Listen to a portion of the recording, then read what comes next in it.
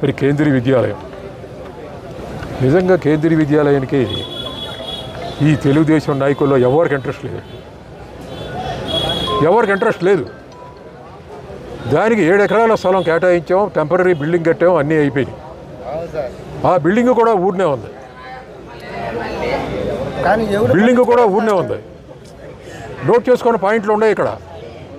Building కూడా ఊరినే ఉంది, నిరుపయోగంగా పడి ఉంది.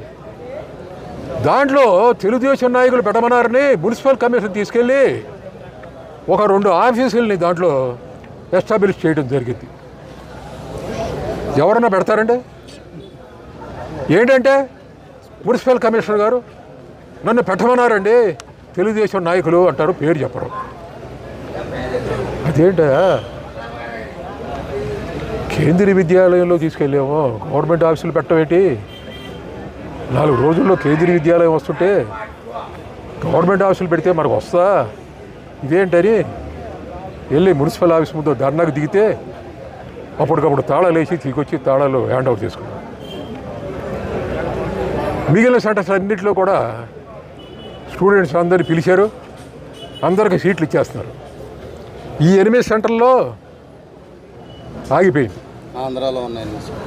ఎందుకని ఆగినాయి అని చెప్పేసి నిన్న నేను అడిగా.